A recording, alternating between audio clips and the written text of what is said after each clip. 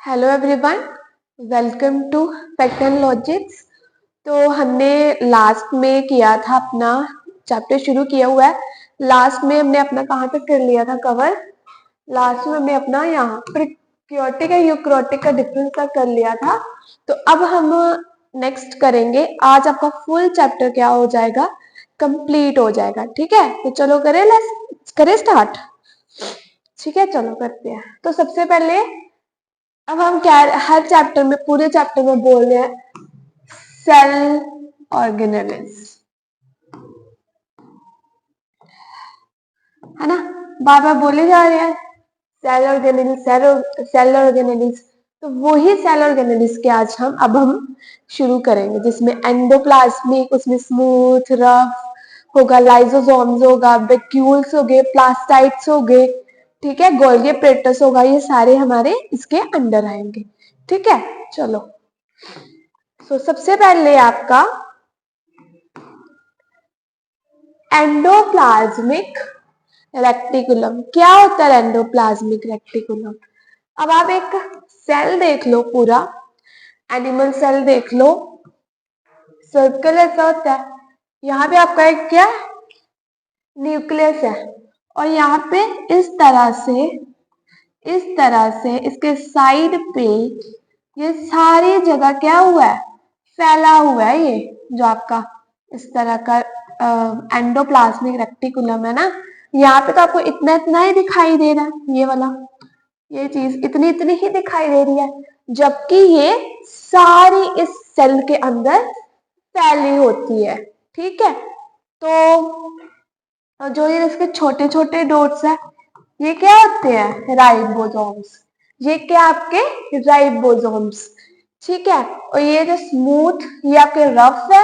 ये जो आपके ट्यूब्स लाइक स्ट्रक्चर बना हुआ, ट्यूब जैसे ये बना, ये आपका SER, स्मूथ एंडोप्लाज्मिक रेक्टिकुलम है। ठीक है, चलो मैंने इतना बता दिया कि ये पूरा आपका ये सारी जगह क्या फैला हुआ है। The structure of ear is quite similar that plasma membrane. It is a network-like structure consists of membrane-bound tubes and sheets. Tube and sheets का मतलब इस तरह से, ये इस तरह से बनी हुई है ना, ये आपके शीट्स होगी, और वो इस तरह से।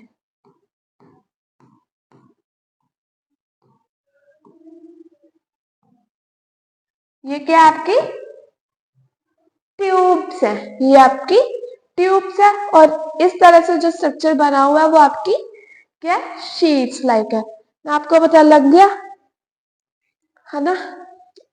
और उन्होंने बोला ये सेम एज जैसे आपके प्लाज्मा मेम्ब्रेन में भी ये सिमिलर टाइप का पाया जाता है।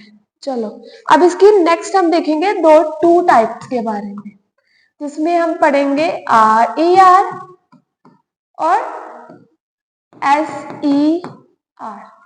ठीक है, अब हम ये दो देखेंगे। चलो, हाँ जी, अब आ गया हमारा रफ ER और स्मूथ ER। पर रफ ER के बारे में देख लेते हैं। The contain the ribosome that are responsible for the manufacturing proteins in the cells। अब हमारे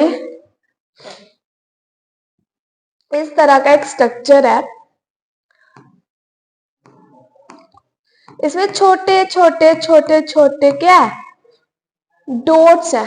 ठीक है, और ये छोटे छोटे डॉट्स क्या है? राइबोसोम्स। ये छोटे छोटे डॉट्स क्या है? क्या ये राइबोसोम्स है। ठीक है, और इन राइबोसोम्स की वजह से ये जो एंडोप्लाज्मिक है वो क्या होता है?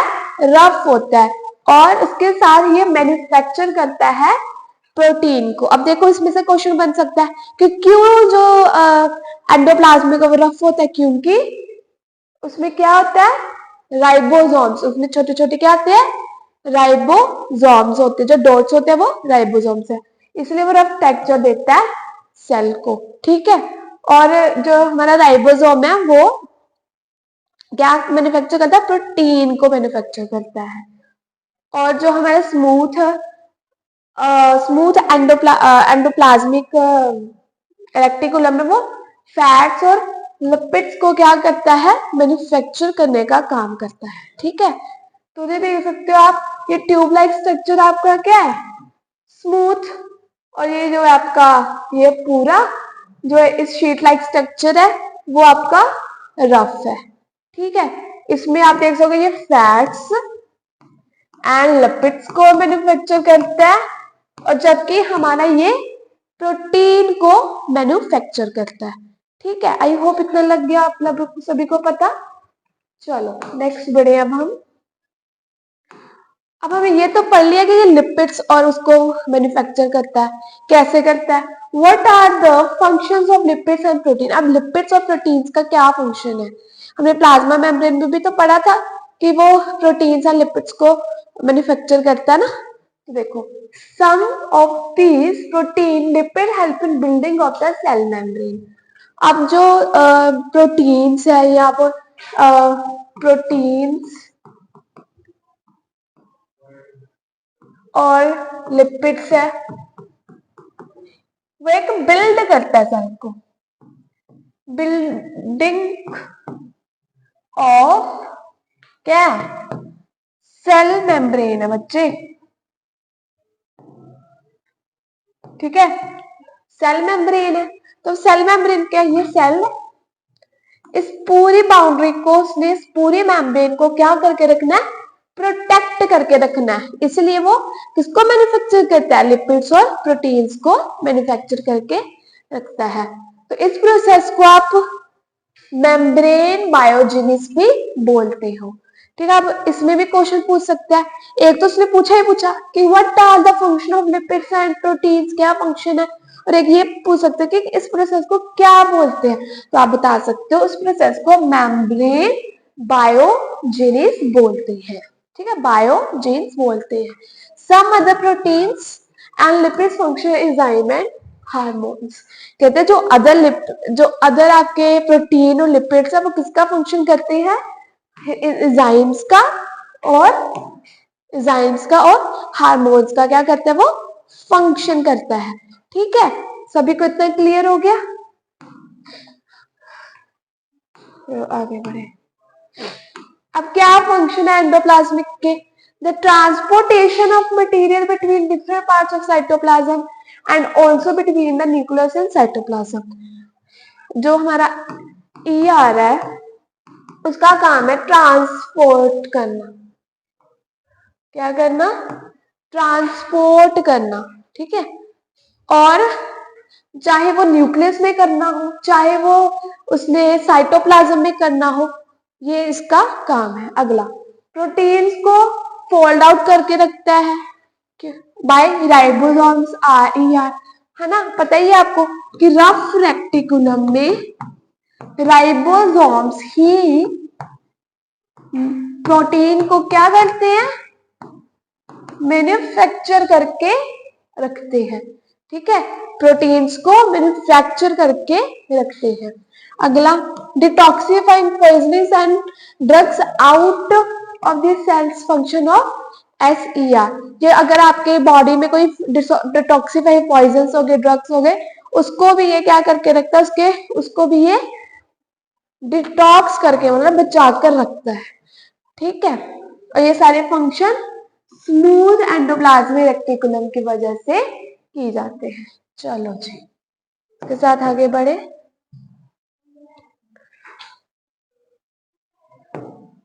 इसको ऐसे करने के, चलो जी नेक्स्ट बढ़े। अब है Golgi apparatus. Golgi apparatus same as endoplasmic reticulum की तरह शीट जैसा स्ट्रक्चर।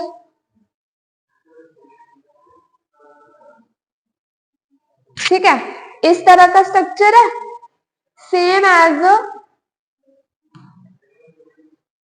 एज आपको थोड़ा थोड़ा उससे जैसा ही लगेगा। ठीक है, सेम नहीं मैं बोल सकती बट उसके जैसा सिमिलर टाइप का ये आपका गोल्गी अपरेटस है। अब पढ़ेंगे गोल्गी अपरेटस डिस्कवर कैमरे गोल्गी ये अपने ही नाम से की थी। ठीक है, गोल्गी अपरेटस का क्या काम है, it contain the vesicle that arrange the pallor in stack. क्योंकि ये पैलर जो इसके वेसिकल्स है वो क्या है, पैरेलल में क्या हुए हैं, ये स्टैक हुए हैं, देखो पैरेलल में लगे हुए ना ये, देख सकते हो आप ऐसे पैरेलल में, ठीक है। इसका स्टैक्स क्या है, पैरेलल में है, ठीक है। दिस स्टैक्स आर कॉल्ड सिट्रन्स, और इसे ही हम सिट्रन्स बोलते हैं। देख सकते हो आप इसको, या आप इस पार्ट को क्या बोलते हैं, हम सिट्रन्स बोलते हैं। These vesicles have the own membrane, और इनके खुद membrane, खुद ही membrane, कैसे, ये वाला पार्ट इनका membrane का ही होगा, ठीक है। तो these membranes are sometimes connected, those are ER, कहते हैं ये membrane जो है वो कई बार किससे, एंडोप्लाज्मिक रेटिकुलम से कनेक्ट होते हैं, ठीक है। क्यों कनेक्ट होते हैं, क्योंकि इन्होंने प्रोटीन्स लेना है, ठीक है, फिर उनसे लिपिड्स लेने हैं, फैट लेना है, ठीक है। अब क्या फंक्शन है एंडोप्लाज्मिक रेटिकुलम का, अब ये देखो, ये पर पूरा एनिमल सेल है, इसकी अपने ये साइड पे देखो ऐसे बना हुआ है,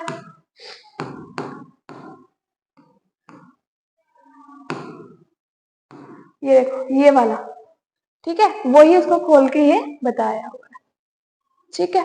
Golgi plated carrying material synthesis the ER to different parts of the cell, ठीक है, and material store pack and in vesicles.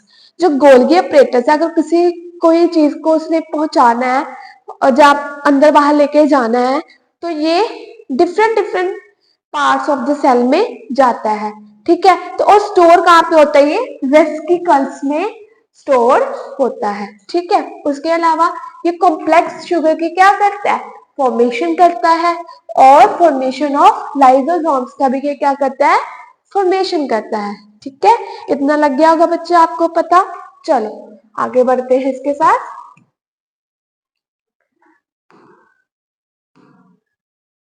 क्या हो गया,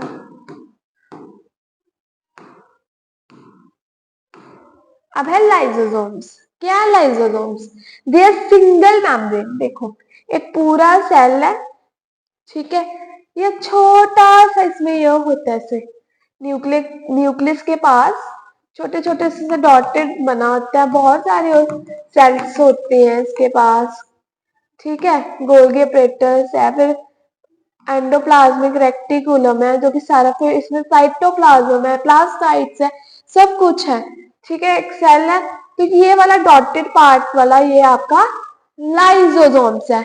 अब लाइसोसोम्स का काम क्या है कि अगर कोई सेल डेड हो गया है, ठीक है, अगर कोई सेल डेड हो चुका है तो वो क्या कर सकता है, उसके साथ ही उसको बर्स्ट कर देता है, ठीक है, मतलब खुद तो डूबता है, बाकियों को भी लेके डूबता है से बोलना नहीं है मैंने, वैसे बस ये बर्स्ट करता है सेल्स को। पढ़ लेते हैं, दे सिंगल मेम्ब्रेन वेसिकल्स, ठीक है, and responsible for cleaning the cell. Main काम होता है इसको, इसका सेल्स को क्लीनिंग करना। अगर उसके पास आसपास कोई डेड सेल्स हैं, ठीक है, खराब हुए, उनको क्लीन कर देता है, उनको खत्म कर देता है, ठीक है, एंड कैन मतलब डाइजेस्ट भी कर देता है। They can digest foreign material such as food as bacteria even the born out of the cell organism, मतलब ये सेल ऑर्गेनिज्म से फालतू के जो सेल्स हैं, बैक्टीरिया है, उनको भी खत्म कर देता है, डाइजेस्ट कर देता है पूरी, इसलिए इसे सुसाइडल बैग भी कहते हैं, क्योंकि ये खुद भी सुसाइड करता है और बाकी को लेके भी डूबता है। Why lysosomes are the suicide bag, ठीक है। So if the cell on material gets damaged, dead, ये खुद ही डेड हो जाता है, खुद ही डैमेज हो जाता है, there are chances that lysosomes and burst out thus digesting on cell, और ये अपने ही सेल को डाइजेस्ट भी कर लेता है और अपने आप को ही क्या कर देता है, बर्स्ट आउट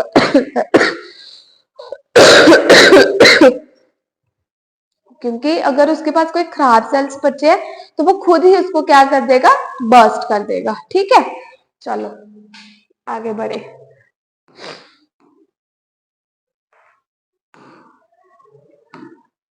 अब है माइटोकॉन्ड्रिया।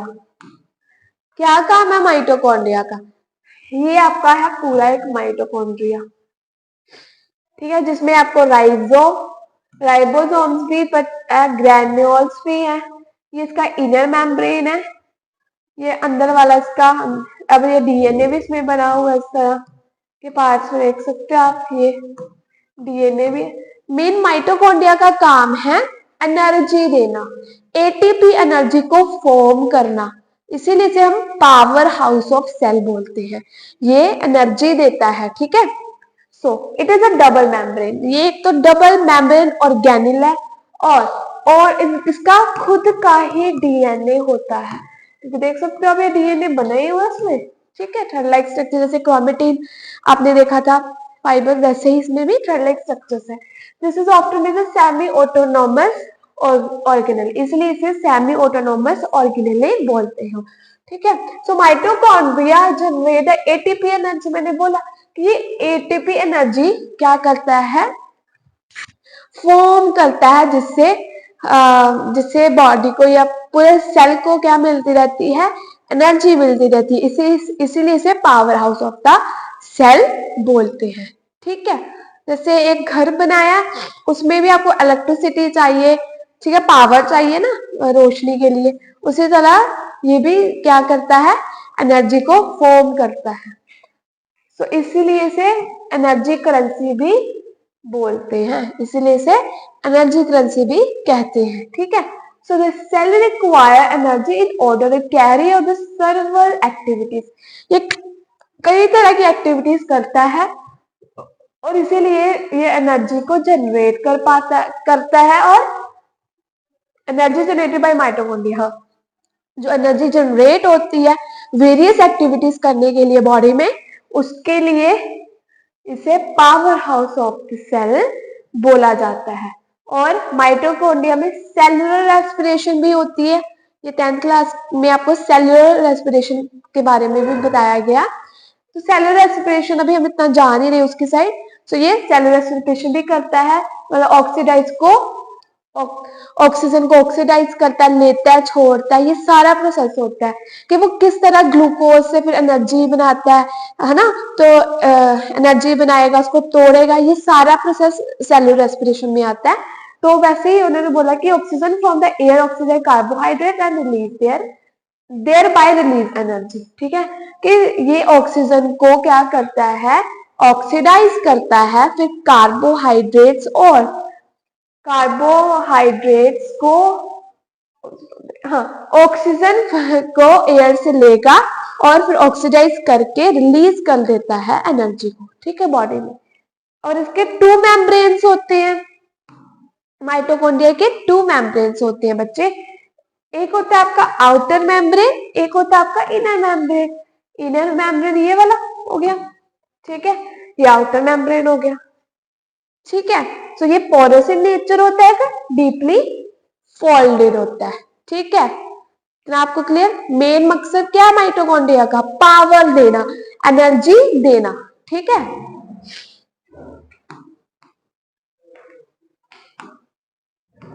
अब है प्लास्टाइड्स,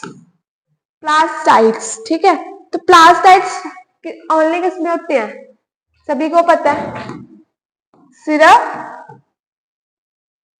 प्लांट सेल में ही आपके प्लास्टाइड्स पाए जाते हैं, ठीक है।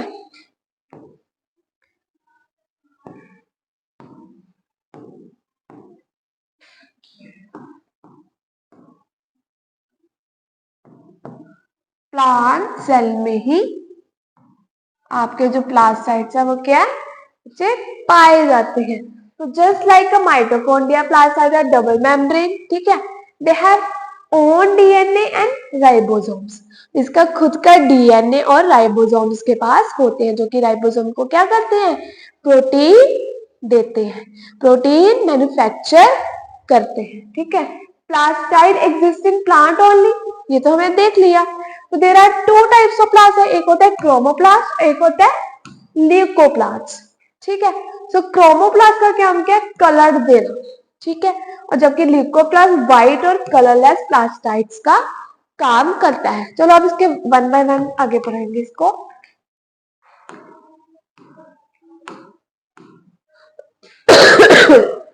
सो पहले आ गया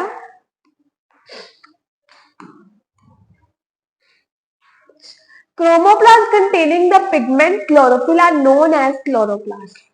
क्लोमोप्लास्ट जो है वो क्या कंटेन करता है? पिगमेंट, मतलब वो ग्रीन कलर का पिगमेंट देता है जिसे हम क्लोरोफिल बोलते हैं। ठीक है, तो फिर क्लोरोफिल कहां से आया? क्लोरोप्लास्ट से, मतलब क्लोरोफिल की वजह से क्या हुआ?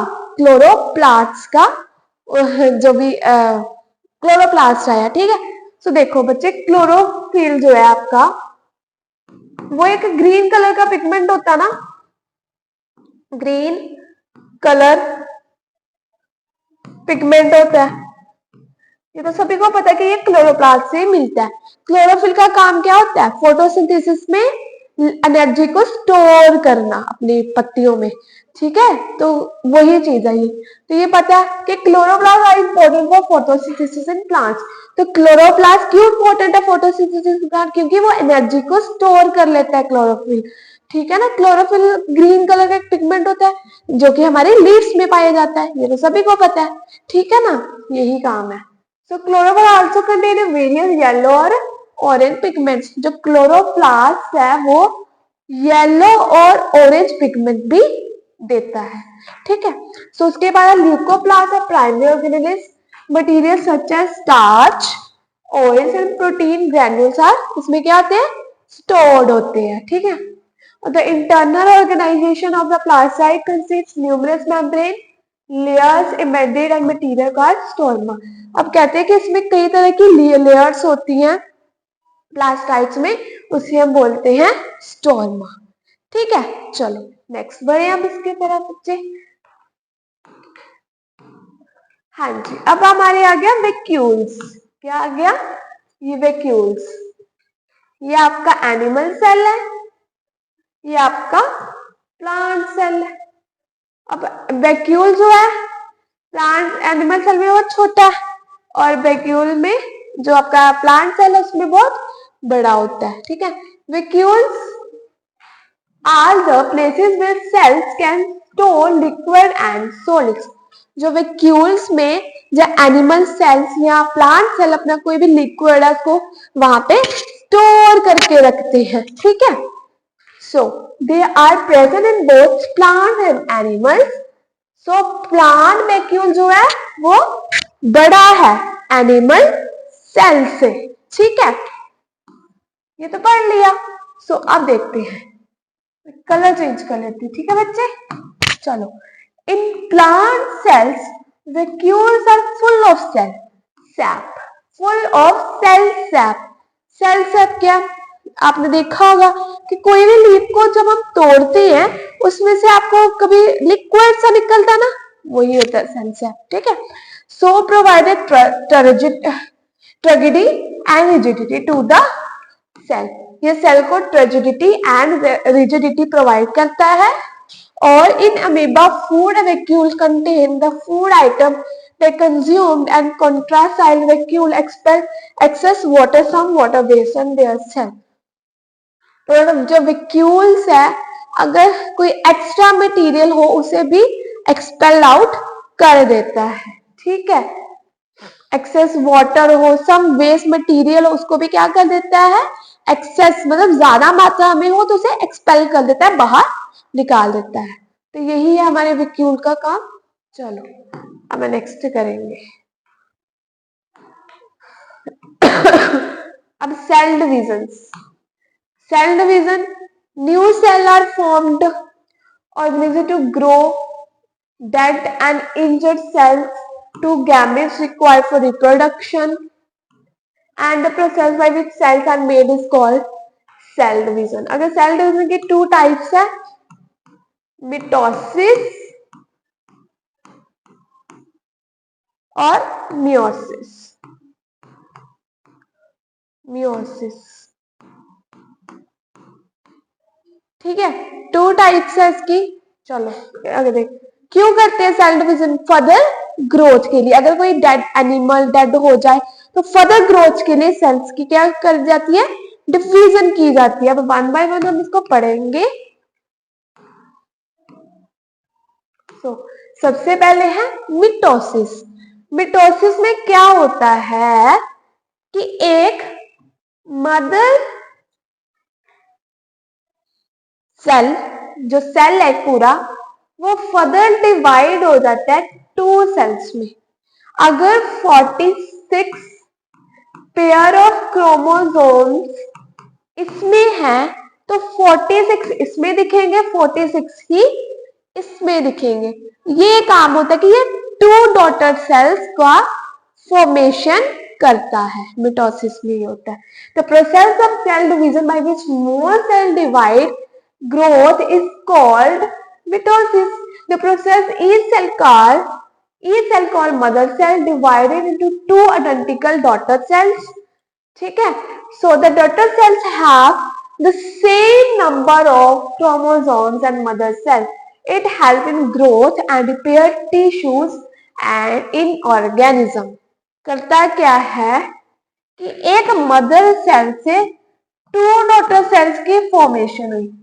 ठीक है, तो जितने क्रोमोसोम इस मदर सेल में, जितने पेयर ऑफ क्रोमोसोम इसमें है, उतने ही इसमें होंगे, उतने ही इसमें होंगे।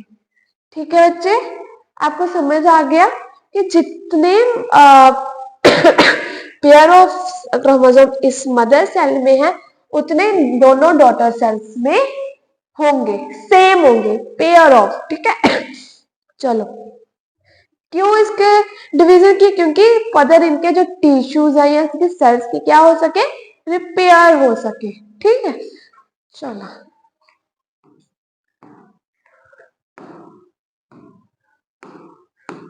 अब है मियोसिस।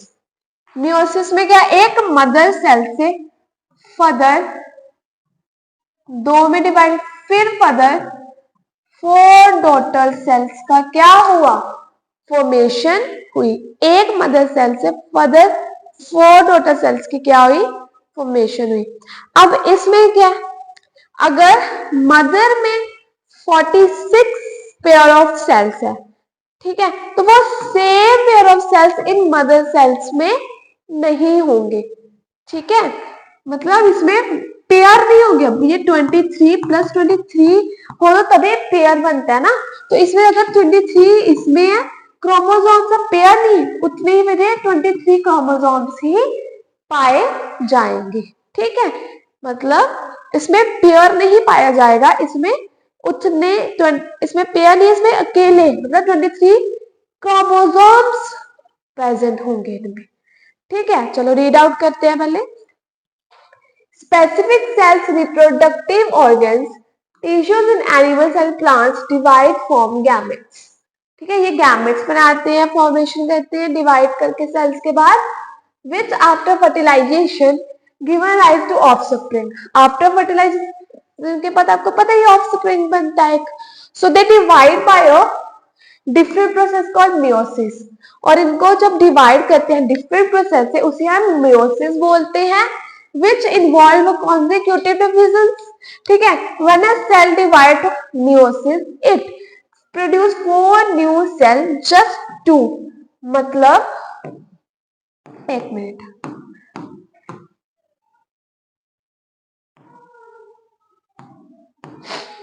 एक मदर सेल है, फर्दर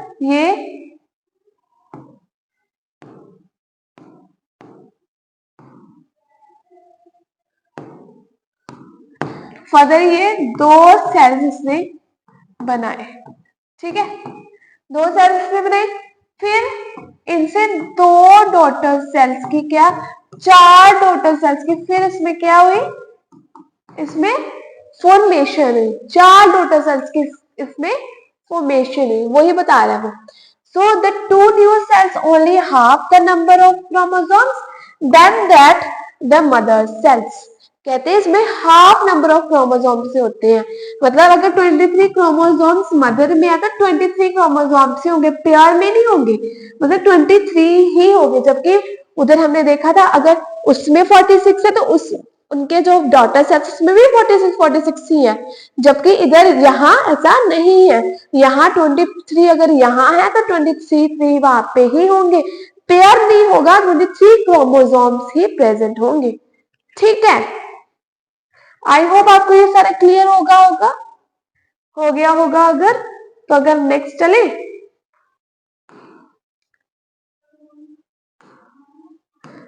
अब लास्ट है हमारा difference animal cell and plant cell का। So this is important for you, आपके पेपर्स में पूछा जाता है ना, तो दिस इज पढ़ ले।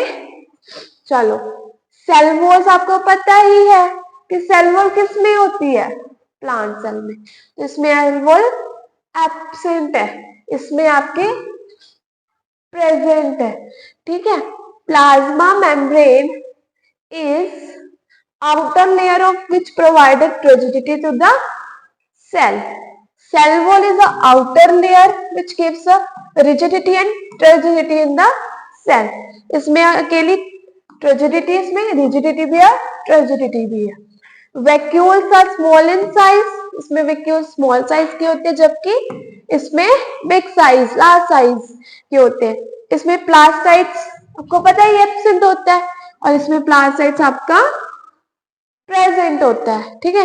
Nucleus lies in the centre और nucleus lies in the one side. इस हमारे एनिमल सेल में सेंटर में होता है, जबकि इधर प्लांट सेल में एक साइड पे आपका जो न्यूक्लियस है वो प्रेजेंट होता है, ठीक है। सो आई होप आपको इतना समझ आ गया होगा आज की क्लास में। इसी के साथ आपका पूरा चैप्टर कवर हुआ है। सो अब हम नेक्स्ट क्लास में अपना न्यू चैप्टर करेंगे। सो अगर आपको आज की क्लास अच्छी लगी तो please like, comment and share करें। Thank you, have a wonderful day.